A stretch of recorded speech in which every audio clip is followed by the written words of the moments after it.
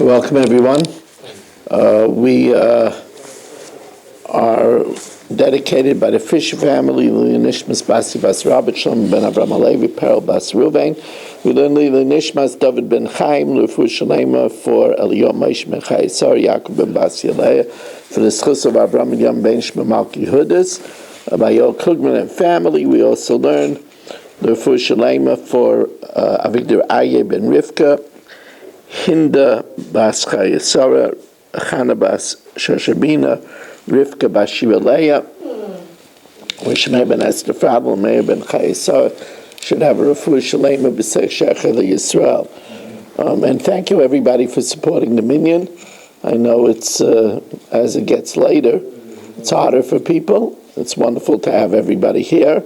We are holding in the fourth parak, and we're up to Mishna Yud. So, a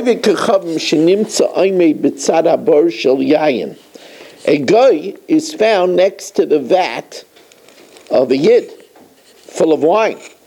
Ooh, ouch. So, im yesh lo yalav milva, if the yid owed money to the guy, and the debt was due, and the yid didn't pay, so you have to worry that the guy might have taken some wine for the fulfillment of the debt, and then usher. Then the wine in the vat is usher as yayin nesach. Ein lo yalav milveh, but if the yid doesn't own anything to the guy, mutter, because the guy would be afraid to touch it. He would be afraid of people there, shouldn't accuse him of being a ganav. Now, the next cases are all cases where he came into some contact with the wine.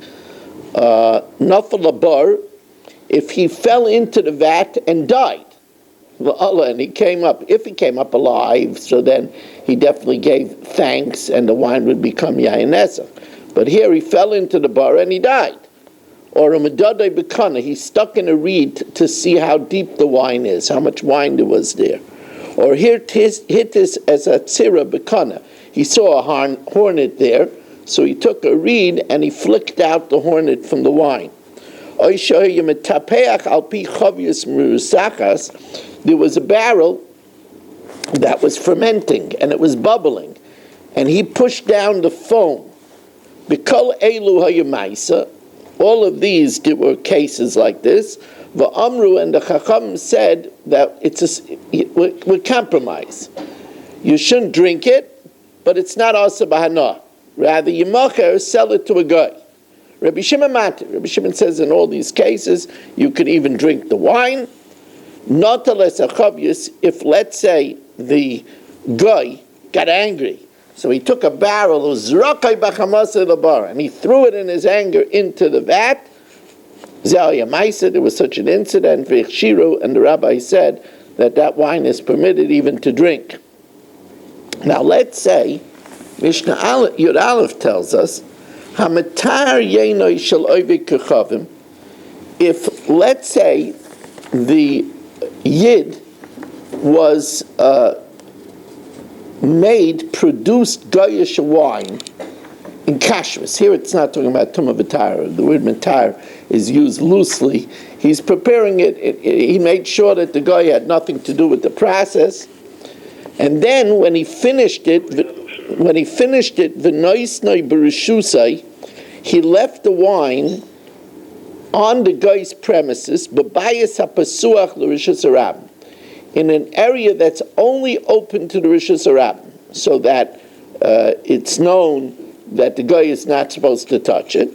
So, in a city that has both Goyim and Jews, so the guy whose partnership with the Yid is known would be afraid to go there because other Yidden would see him. Mutter. But a city that's all Goyim, it's Aser. Until the person who is producing the guy's wine puts a guard to watch the wine that the guy doesn't touch it. He doesn't have to be there all the time. Even if he comes and goes, the guy would be mirsas, would be afraid that he would be caught, potter. Shimon Elazar says, not only cannot you leave the wine with the guy, but you can't give it to another guy either, even though it's not his wine. Because the other guy is not afraid to touch it, and therefore if he leaves it by any guy without proper shmira, without any shmira, the wine would be aser. Tonight we will have again Mariv, then we'll speak a few minutes before Svira, and then we'll count Svira. Reb Chanan, then the Daf Yomi, Reb Chanani ben Akasha, Amarat HaKadosh Baruch Hu, L'Zakos Yisrael, Lefika Cher B'Lehem Torah Mitzvah, Shenam Adonai Chapetz